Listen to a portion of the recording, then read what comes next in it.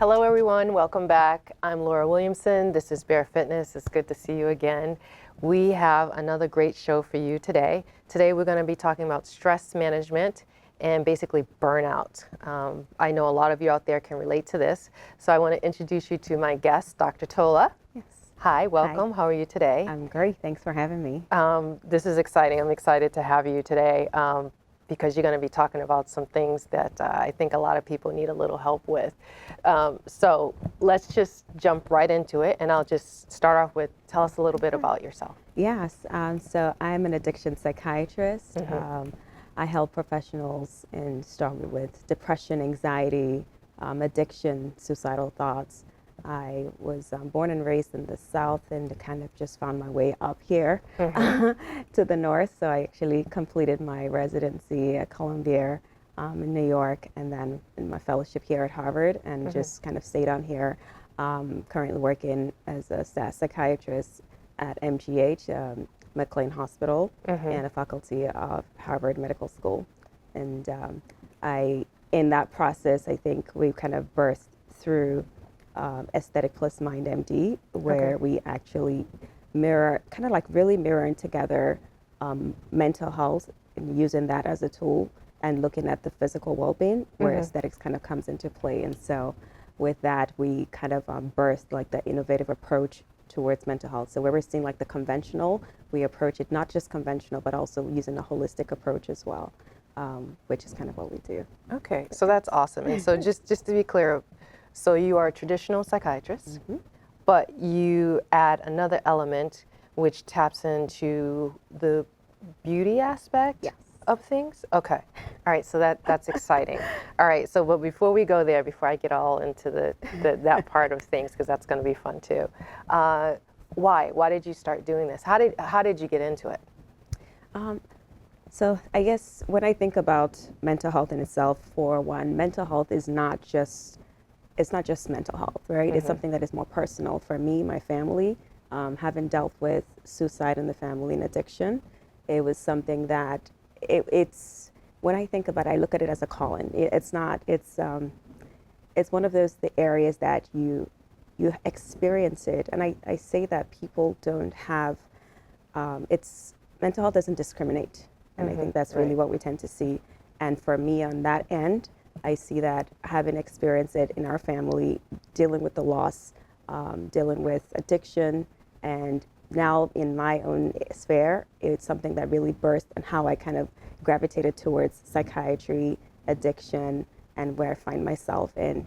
And so that is that aspect. And then when I think about how the aesthetic piece came along, I would say really the pandemic was a birth in place for it. We became in our Zoom world where everyone was, we were dealing with them, having private practice, seeing them in patients through Zoom. Everything was Zoomed. And you'll find people talking about how they feel, how, yeah, I feel okay, but gosh, I'm looking at myself. I look this way, I look that way. And it wasn't so much trying to change who they were, but them appreciating themselves and seeing the signs that, okay, yes, I'm getting better, fit, mentally, but there's still all this other mirage of things that it's just not making me feel like I'm totally whole. Right. And so I think for me, that was really where the birthing of the aesthetics kind of came into. So it's not, when I talk about like physical appearance, it's not so much trying to change what you look like, but we're talking about aging. We're talking about slowing the process down, appreciating who you look like, who you are, because again, we know that depression comes with low self-esteem. We know that there is weight loss. We know that aspect in itself. I have so many patients who are dealing and struggling with depression because of extreme weight gain. So where you come in, the exercise, the nutrition, all of these things is encompassed together. And when you think of it, you're like, wow, is that mental health? But it really is, because you just never know what someone is dealing with next to you. I think I had someone tell me one time that, oh, she just likes to wear baggy clothes. And I said, I don't think so. I think there's some more meaning behind that. And, come to find out, yeah, she was embarrassed about the way she looked. And, it was more about getting her on the right path to, being more comfortable within herself and her skin. And so aesthetics in itself is a whole different ballgame. It's not just physical look, but it's more about dealing with the mental piece that then it brings about the beauty. So we're saying beauty on the inside and bringing it out. Okay. All right. So I myself, and I love what you're talking about for a variety of reasons, because I believe there's a lot of gray in the world. It's not black or white, and I think at this point there needs to be a customization. I mean, each individual is unique in their own right, and I think it can't be cookie cutter. You can't always give this person the same thing that you gave that person. It really is, what is the person's lifestyle? Who are they? What are their goals? What do they want to do? What do they need to do? And what is real life? What does that really look like for them? And so based on what you said, I too come from a holistic point of view when it comes to training. I'm not all rah rah, go, you have to do this, go, go, go. Motivation comes and goes. But all that being said, I believe in working from the inside out, because you can come in and train a number of hours with me, and it happens quite often. People will leave me, and then something happens, they're stressed, things are going on at work, things are going on at home, and the food situation will change, and then the activity level of time for themselves, that all changes. And so I think, what I will ask you is there a certain demographic that you work with? Are there certain people that you only work with? Actually, the good thing is I work with everyone. Okay. I would say if I had to, in terms of children, I'm not a child, but I do work with young adolescent, all the way through our geriatrics. So Now, in my mind, I think, well, something has to happen as a stressor if I make an appointment to come see you. What can can people take care of themselves at home to work on their mental health? And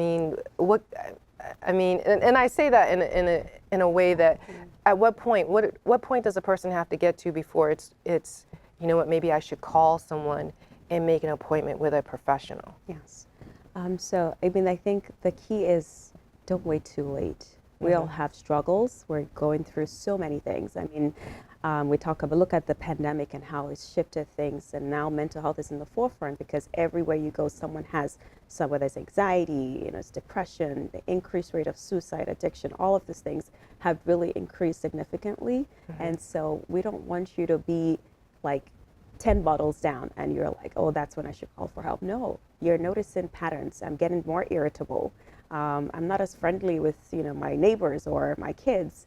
I'm not doing things that would normally look like just, okay, it was easy to do. I could wake up in the morning, go for a walk, but now I'm struggling. I can't get out of bed. There's just that dread, it's just, I don't feel like doing this. I don't feel like doing that. Don't wait till the point that you can't get out of bed at all, right? So you're noticing some of those subtle signs, and they come, right? Very in a subtle way, and they're just compiling and pounding on each other. And so we're saying that once you're noticing that, it's the time to speak up. Can you do something by yourself at home? Absolutely. There are great apps we have for whether it's, meditation, things, but the point is people need to know what to do. So sometimes you might listen to it, but it's like, it's not really helping me. Well, maybe you need to talk to someone. Maybe you need to speak, to a therapist. Maybe you need to get on medication, So these are things that you might not have the answer to. You know that there's something changing. You're feeling all this weight, the stress, the burnout, just life, in itself happening. Everything is changing. And you're like, I'm not sure what it is. So the first step will be to, we talk about speaking to your doctors, making those, getting those referrals, whether it's to your psychiatrist or your therapist. So that's really the first step. It's not that you can't do it by yourself, but sometimes you don't know where to start. Okay. And they can guide you through that process. So this sounds wonderful to me. Like this is great, but what I have come across is there is a stigma. I used the S word. I did. Sometimes it's difficult to say that, maybe I need help from someone. It can be difficult to ask for help because now there's the idea that, well, what's wrong with me? Why can't I do it myself? Why can't I fix it myself? So now we go through ego first. Maybe that's the wrong word to use, and I apologize. I don't mean to do that. But you think, what's wrong with me that I can't solve the problem? Am I weak? Am I not strong? Am I lazy? Am I, what am I that I can't do this myself? And also, if you say to someone, I think I need some help, is there the thought of someone looking at you like, oh, well, what's wrong with you that you need help, and what's going on? So how does one get past that? Yeah. The idea that you don't want to be judged, you don't want anyone to look at you in a negative light, so to speak, because you need help. Yeah, so the first thing is, and we talk about stigma all the time, and I think before the pandemic, it was there. After the pandemic, we're seeing a decrease in that, but it's still there because it's ingrained in families and those who feel like in our family we don't do mental health. It doesn't affect us. We're okay. We never want to dismiss it. So I think everyone has a role to play when it comes to stigma. So you're a friend to somebody. When someone comes to you, the first thing is you're like, it sounds like you're going through a little bit more than maybe, I think maybe you might appreciate or benefit from speaking to a therapist or a psychiatrist or, someone in the mental space. So we all have a role to play. We can't all just say, oh, well, he has a stigma and just put our hands up. I always tell people like, look, if your roof is leaking, what do? You call someone, right, for help. We talk about diabetes all the time. People have the diabetes. You go see your endocrinologist, your doctors, and it's okay to treat. I have people telling me sometimes that I'd rather say I have cancer than bipolar. I'm like, why? Why would you say that? Because there's treatment for both, in different capacity based on that. But the point is again, the stigma where, they don't want to be viewed as someone who's cuckoos or whatnot. They use the negative terminologies like crazy, which we don't. And we try to say we have to normalize it. We need to normalize what stigma is. Just like you walk out to the grocery store, it should be okay just having a therapist and knowing like everybody should have a therapist. In training, we as psychiatrists had to have a therapist, because we had to experience that and know what it's like. So when your patients come to you, you can prepare them. They know what to feel like and how to normalize this, that it's okay. So I think we have work to do. We're getting there. We're not quite there yet. Every dimension, when we think about the community has a role. The churches have a role. Any religion in capacity, they have their role to play because they have the ability to help up until a certain point, but they should be able to tell you it's time to see someone, a professional at this point. Yes, you've done your typical, what we recommend in our own capacity and what we know how to do. We can pray with you, we can lead you through different things, but there should be more that they should be able to deliver and help with the community. Families should be able to speak up and say, it's okay. And you see this all the time. There is nothing more than normalizing this. How do we do that? Being that first person to say it's okay to have mental health issues, but what is not okay is to stay silent and suffer. So then my next question is, how do you have that conversation? How do you speak to someone and say to them, have you thought about talking to someone? Like, how do you start that type of dialogue? Just the way you said it. Just that way? Okay. As easy as that. Okay. Have you thought about it? Okay. And because, you're not going to say, oh, you need to, right? That's when you're now like, oh, they're like, oh, I don't need to. And they're kind of feeling like, oh, she or he is, stepping into my territory and feeling like, oh, do you think there's something wrong with me? So we never want to come judgmental, but you're like, have you thought about it? We see it all the time. You hear it all the time. Maybe you're speaking to a therapist and you can say, hey, I've spoken to my therapist and maybe she helped me work through something that you feel comfortable sharing with whoever the individual is. You can do that. If not, you can always say, I've heard of this, there are these numbers you can call to get more information about or speak to your PCP, get referrals. But it's as easy as that, which is, saying it in a non-judgmental form. I think that's really key because people are already heightened. Their levels of anxiety is already high. So it's for you saying to them that they need something, could be very intimidating and they kind of build that wall of defense against that. So just normalizing the way you say it and just making it simple, like, have you thought about it? So, okay, so let's say next step, a person has made the decision to find someone. Now they start their search, like you said, they're getting referrals and so on and so forth. How do you find the right therapist, psychiatrist, whomever? How do you find the right person for you? It seems like finding a needle in a haystack. So where does one begin?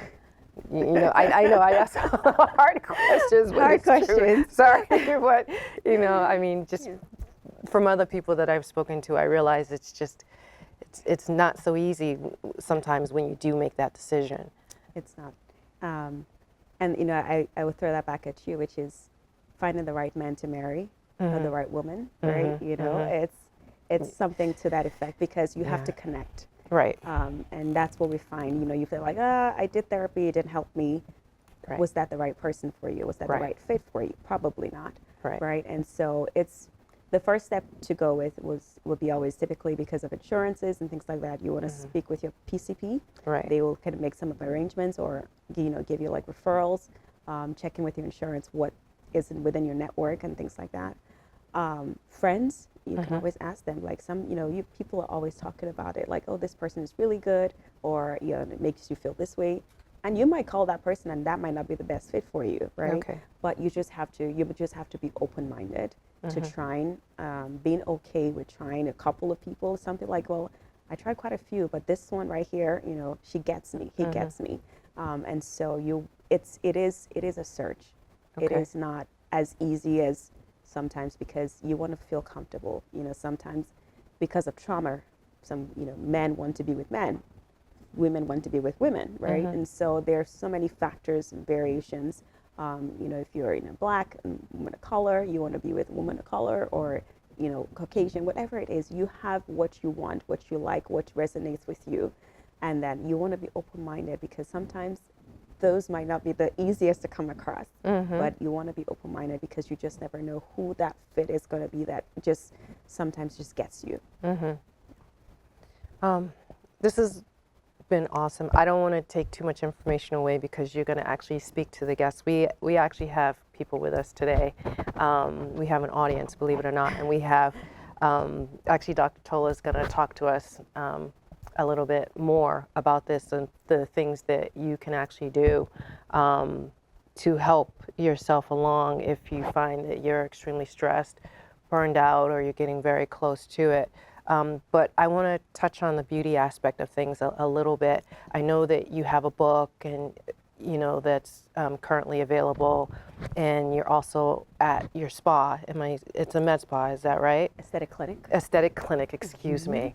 Yes, can you give us a little more information about that? Before we take off, I would love to hear a little bit about that too. Yeah, so it's called Aesthetic Plus Mind MD, and it has, like we said, we have this holistic approach where we're mirroring both the mental health as well as the aesthetic piece, and so both your mental and your physical well-being. And so with your mental health, we do everything that has to do with mental health, depression, addiction. We have a device called TMS, transcranial magnetic stimulation. Okay. This is a treatment for depression, anxiety, OCD. Okay. It's an innovative, FDA approved and covered by insurance. So it's something that is very helpful for our patients who don't do too well on medication, or who have taken meds for a while and are having side effects or whatnot, or just prefer not to be on certain meds. And so that could be treatments for that as well. And then for the aesthetic side of things, we do everything from laser treatments, we do the injectables, so whether it's your Botox, your fillers, we do a non-surgical facelift, acne, everything anti-aging. And so we're saying we're going to age gracefully, aging backwards. Okay, I love it. Okay, all right. I mean, I think that's awesome.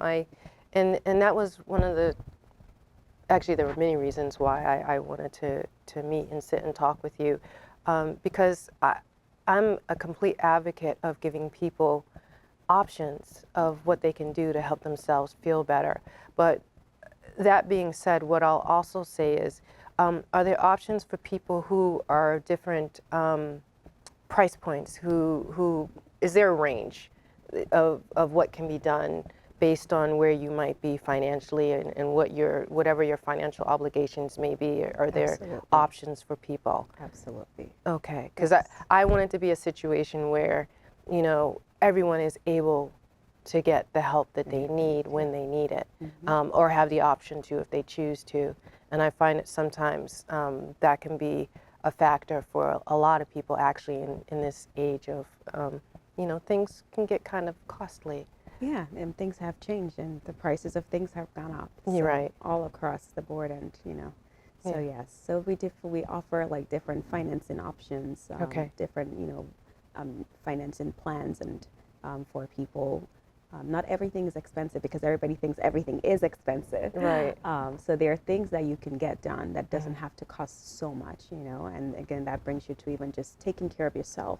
How can you take care of yourself without spending a fortune? Okay. Right. And so we definitely have various ranges with that.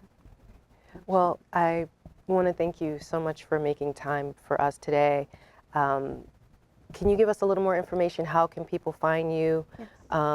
Yeah, how can they find you? How can they Yes. look you up? Sure. So on our website is www.aestheticplusmindmd. So that's www.aestheticmindmd.com. Email is drtola@aestheticmindmd.com. Okay. And we'll put everything up so that people can find it and people can scan and look for you afterwards. And then we're just going to also sit down and chat and pick your brain and get as much information as we can out of you, because we need to figure this out. This is, I mean, I think, like you said, the pandemic highlighted a lot of things, but I know that based on my own experience, that people are at a loss and they're just trying to find answers to just get through sometimes their day. Yes. But at any rate, we're going to keep going. We're done now, but we'll be back again. Thank you so much for joining us. I'm Laura, I'm your host. This is Bare Fitness. This is Dr. Tola, and we're going to see you again real soon. Thank you for joining us. Thank you for having me. Bye.